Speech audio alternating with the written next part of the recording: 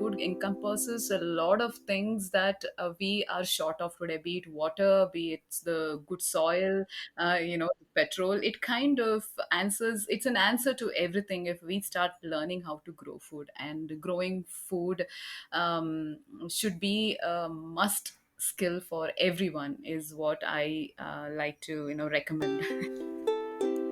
Hello, guys, and welcome to episode 14 of Sustainability Simplified, your bi monthly dose of how to seamlessly build an action oriented, sustainable, and profitable business. I'm your host, Zitin, and this June we are bringing to you conversations with entrepreneurs who are making a positive impact to the environment through their enterprise. In today's episode, I am in conversation with Ann Vinya Thomas, who is the founder of Home, which is short for Heaven on My Earth. They're into hydroponics. Welcome, Anne. It is an absolute honor to have you. How are you today? Thank you so much, Jitin, and I'm awesome, as awesome as I could be during the pandemic. Yeah, it's a very difficult time. I completely understand, but I hope you're doing well. Yes, I am. Thank you for asking, and I hope the same from you and your family. Absolutely, everybody is safe and sound, thankfully, God's grace. So let's dive in. Sure. Wonderful. So, Anne, tell us a little bit about yourself and your journey of starting Heaven on My Earth. All right. So, my name is Anne, and this journey of heaven on my earth started in 2017. Prior to that, I worked for about 17 years in aviation IT, project and program management. Um, and it was during those journey of travel and looking at different countries and the food systems and everything that I started dwelling upon the kind of food that we consume every day. Right. And that's when the thought kind of came into me that given our country, we have so much of food insecurity and zero food safety. Right. And whatever is our tax earned money that we pay to the government, the food that comes to our plate is literally poison. And that was something a big no for me. Right. And that's when I started researching and, took up this plunge of starting Heaven on My Earth. Right. The whole idea is the simple act of planting a garden can shape issues like economics, health, and politics at the same time, because food is an essential focal point of human activity. Correct. And from the time I started, the urban farming movement is growing, Right. and considering the pandemic, this has become the essential, kind of business that everyone should have. If not a business, they should definitely have a garden, Absolutely. and that moment as right now is taking it's taking a high road, and I'm hoping that we will be, as startup and small business that we are, we will be able to grow considering our economic conditions and political conditions in our country. Wonderful. Absolutely. Absolutely agree with you. There is a lot of kind of interdependency or, that we have on basically the politics, the economics, how it grows, and then, of course, food security, which is a very important issue that you mentioned. Hmm. Um, if you can also elaborate a little bit, and by the way, the journey of actually going in from spending so many years in the aviation industry right up to moving into this space of hydroponics is quite interesting because I mean they're actually very contrasting, but Hmm. it's great that you picked up and learned during your travels, and you were so conscious about the fact that what we are consuming, what are we actually putting into our mouth. Hmm. So that's quite impressive. Definitely, that definitely is. Yes. See, this journey has been nothing but very gratifying, Right. and it does not give away the fact, the hardship that it has been. Absolutely. Even though the farming is a backbone of economics in our country, Yeah. it does not pay so much, and hence the death of farmers and the kind of food that we eat. So, and I always believe that wherever there is a challenge, it's an opportunity, Yeah. and that's what I picked up on. And I truly believe that local neighbor to neighbor commerce generally doesn't happen in our communities, unlike other countries. So if residential areas almost never include common spaces, if they do, we community can exchange, and the commerce can improve. And the food miles, the transport of food, and when the food is transported from point A to point B, it almost loses its nutrition value, Right. because from the time you harvest your vegetables till the time it reaches your plate, it is about 2 to 3 days, and then we refrigerate it for about 5 to 7 days. You basically eating nothing nutritious in it. Yeah. It's just a carrot, and it does not have the nutrition value it's supposed to have for Yeah. what you're consuming. So these are some conscious living effort that I wanted to bring the changes in myself, and also thought if I want this change, and there would be many people who would like to have these opportunities in the neighborhood where we can exchange this and sell this to the neighbor, and you don't have to go to a supermarket or a supply chain and packed foods and stuff like that. Undoubtedly. So this is the opportunity that I knocked upon, and from then on, I have a small greenhouse on my terrace, Wonderful. from where I have B2C customer, very few, but then loyal B2C customers for Right. whom I sell my herbs, and in 870 square feet of area, this is all you can do. So I was also aware of my constraints.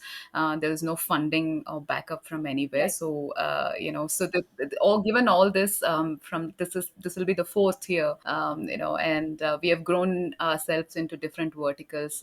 We have started consulting for big farmlands, and Okay. we maintain organic farms and hydroponic farms, Yeah. and also consult them. We do turnkey projects, and we also do for balcony gardens and terrace gardens, and the most important aspect that I enjoy doing in all this course is teaching children, Fantastic. because yeah, agriculture is nothing but science, and science can be, and agriculture and growing food should be part of kids curriculum. I strongly believe that, because it helps them to see practically the aspects of science, and the aspects of chemistry, the aspects of biology, which on a boring black and white board, and teachers going blabbering would not register in their brains.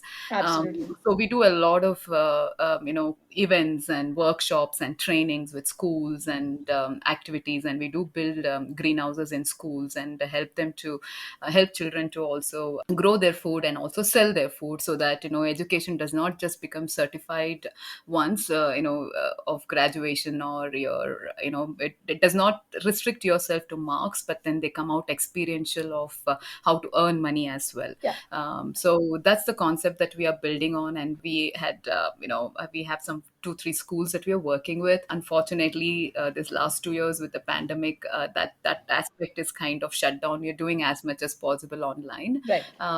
And apart from that, we have a kitchen outlet, which is a cloud kitchen. Okay. So whatever I grow, I also turn them into salads, because eating raw vegetables it's not a habit in our country, Yeah. and we're trying to reinforce them that eating fresh green vegetables in the form of salads would give them the nutrition value, and also improve their immune systems, which is so much needed today. Absolutely. So we've opened up these many verticals, and trying to be sustainable as much as possible without funding. Yeah, so that's the journey, and so far we are here. But currently speaking, as we speak today, it is really a hard place that we are in, because everything is shut, and the vegetables have to be sold. They have a shelf life, and it has to be reached within that time and all that. So given all the challenges, we are still able to survive. So I find I'm kind of proud about it, being a single woman entrepreneur and no support whatsoever, and trying to do that all by myself. I'm very proud about it. But I know if you come to the revenue aspect of Yeah. it, it's not like a crores and lakhs of turnovers, but then we have a decent sustainable turnover, which keeps us afloat. Right. Right. No, absolutely. I think what's important is to have like a robust business model that actually feeds into your business at the right time, at the right place. And of course, for the right products and services that you want to offer and reach out, to your customers. Hmm. You did mention fleetingly a little bit about the fact that the pandemic has been a challenge for, let's say, the school project that you've been doing earlier. Hmm. Um, what are some of the other challenges and maybe opportunities, since you mentioned that line that in every challenge lies an opportunity, that you might have faced or you might have capitalized on any opportunity during the setup and running of a home? Oh, there. It's a long list, and I'm not sure, our podcast would have that much time. But when I started off, see, we come from a corporate background, right? Yeah. And we are used to the desk Yeah. and the laptop and stuff Yes. like that. So, and we are not used to working with skilled labors, and working with skilled labors takes a different kind of an art. Right. Dealing with them takes a different kind of Right. an art. So those are some of the challenges that I have learned, how to work with skilled labor versus non-skilled Yeah. labors, and uh, you know, and turn them into an asset, and get more of volunteering help Yeah. from students, agriculture students, because the agriculture schools really don't teach much on the field, and even if they do, there are like thousands of students, and there is one lecturer, and Hmm. they barely can hear them. So we have gone to colleges, and we have asked for volunteering, and they come and volunteer, so that way I can sustain the business, plus also teach them and the right way of growing food, and understanding the chemical that is being used in agriculture, in our traditional way of using it and stuff like that. So that's one of the major challenge which we are actually very proud of. Yeah. And with the pandemic, I don't know what to say. I think it is what it is. We're just trying to do with whatever we can, and we're going virtual. Right. We're doing as many online classes as we can, and I'm working with MSME, that is Ministry of Small and Medium Enterprises of the central government. So I train for South India online. In a month, they organize about twice, and it's a certified training for both hydroponic and organic farming. So this has helped me to sustain, Yeah. because I managed to have this multiple vertical and just not grow food, and this has kept us afloat. And these are the challenges and these are the opportunities that I kind of balanced out. Yeah. Yeah. Yeah. Quite fantastic, actually. It's difficult to pinpoint on the hundreds of challenges that usually entrepreneurs would undergo, but I think the ones that you pointed out were quite specific to your field, Mhm. and that's very nice to know, definitely. And the other challenge is really about, as much as the government says that we want startups to come, young minds to Yeah. come, and stuff like that, and there are so many loans and stuff and funding that are given, it does not reach the right people. Right. Yeah. And that's the biggest challenge, and I'm still struggling with the challenge, because every time I try to approach, there's somebody who is looking at something else that Yeah. they need, Yeah. and which is a Yeah. no-no for Yeah. me. And not that I come from a very influential background. So yeah, so those are biggest challenge which I have not been able to break through, but I'm sure in some time we would, if we continue to work this through. Yeah. Absolutely, absolutely. I think it all depends on what the purpose of your business is, what are the core values, and if they don't match, to what you want to look at, then of course some things, like you rightly said, can be a no-no. Yeah. um, yeah. So shifting gears a little bit, keeping COVID aside and other large-scale challenges, I know that there are some really exciting activities that can be done if, let's say, I or somebody visits your site. Can you tell us a little bit more about that? Absolutely. So before the COVID, we would have Tuesdays or Sundays open for customers to come in with their family and harvest themselves their food.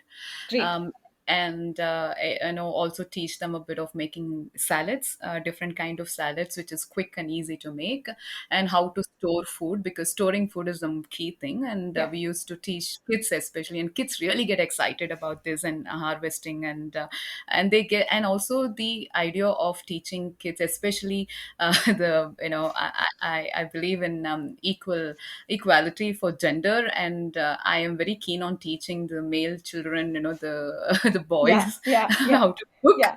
as because the mother somehow want only the girl child to cook. So we want to take this outside Yeah. into our classroom and teach the boys how to cook, so that they don't ask their wives to cook all the time. So these are some interesting things that we've been doing. And then we do some melas and some soul santes and exhibitions. And we also the farms where we consult, and we do multi-layer farming, where in one bed you can grow about 4 to 5 different kind of vegetables. We also take them to the tour and teach them composting, and all these are done in a practical way, in a day's tour and stuff like that. But then these all need to be booked advanced, and we cater to that. Yeah. Yeah, absolutely. So, I think also because Bangalore is such a dynamic city in that sense, and it's one of the major cities of the country. There would be more opportunities to also engage with more school students and different kind of stakeholders, Hmm. who'd be involved in and around the city, and also probably the farms which are in other parts of Karnataka. So that also might have a slight advantage for you as well in terms of the geographical location. What would you say?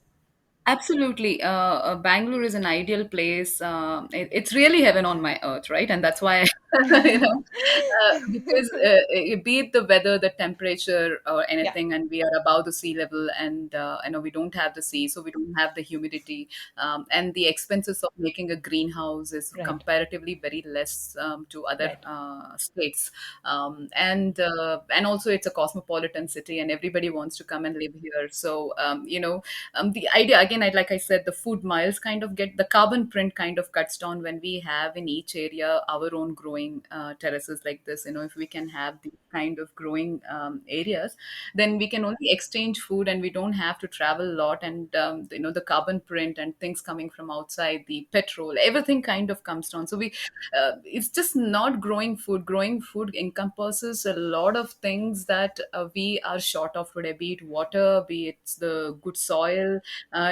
petrol. It kind of answers, it's an answer to everything if we start learning how to grow food. And growing food should be a must skill for everyone, is what I like to recommend. Absolutely, absolutely. That's quite a detailed kind of response, and there was a lot packed in there. So thanks for sharing that. Sure. On another note, is there any advice that you might want to give our listeners? Anybody who wants to get into the space of hydroponics or organic farming, what would you like to say to them?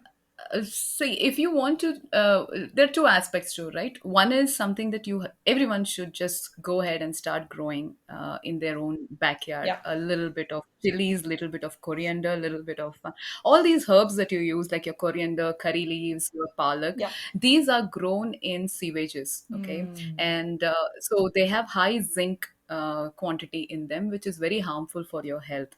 And these herbs can be grown without any effort, not too much of labor effort, basically. And you must grow if you care for your family's health. If you go into a supermarket and you're looking for labels, and you're trying to save money and go for a brand, you're a brand conscious, then this is where your brand conscious should be. Yeah, And that is what is the need of the hour. right. This is for non-commercial, and if it is for commercial, then there are a lot of things that you can do. You can get into hydroponics. You can have a greenhouse, and you can grow different vegetables. You can grow flowers, Yeah, and you don't really have to do only hydroponic. Hydroponic is capex intensive because it's like a ICU for plants. It's an intensive care where everything is managed. Okay, it's a mimic of nature, right. which you are doing inside a greenhouse. So if you have a deep pocket, then this definitely has results within 2-3 months. You'll start making money, because if there's a 1 month crop, there's a 2 month crop, and depending on the crop that you choose, you can always take back your investment. Got it. And if you want to do organic farming, that is also it's an awesome thing. It just requires a little bit of more labor, and maintenance, and some Yeah, and I would highly recommend, if you're new to this commercial farming, to hire a consultant, so who yeah. can guide you in the beginning for the first 2 months, and then you learn the ropes, and then you start going by yourself. Definitely, agriculture is the future of our country, and there is so much advanced technologies that we are still catching up with, and our children should be trained on that. And this can only happen when parents consciously teach them how to grow, instead of teaching them how to handle a smartphone, and engage them on a smartphone, then engage them in the garden. Of course, of course. Absolutely, absolutely. You did fleetingly speak about the fact that if, somebody's new and they want to kind of learn on this, they should Hmm. reach out to a specialist or like a consultant. So Yes. So how could they reach out to you, right? And Heaven on My Earth, if they wish to. My Facebook page is Heaven on My Earth, as written, and Right. my number is there on my Facebook page, and they can write to us at ann.vinya at heavenonmyearth.com. Yeah. And we also do trainings, so they can attend this training. They're as cheap as 3,500 rupees Wonderful. for 6 hours of training. Okay. We break this training into 2 hours each and do it for 3 days so that it is not too much. And they once this one day training is enough for anybody to start growing at home. That's fantastic. Yeah, and if you want to do commercial farming, Yeah, this one day training will give you an insight into a lot of those topics. But then of course.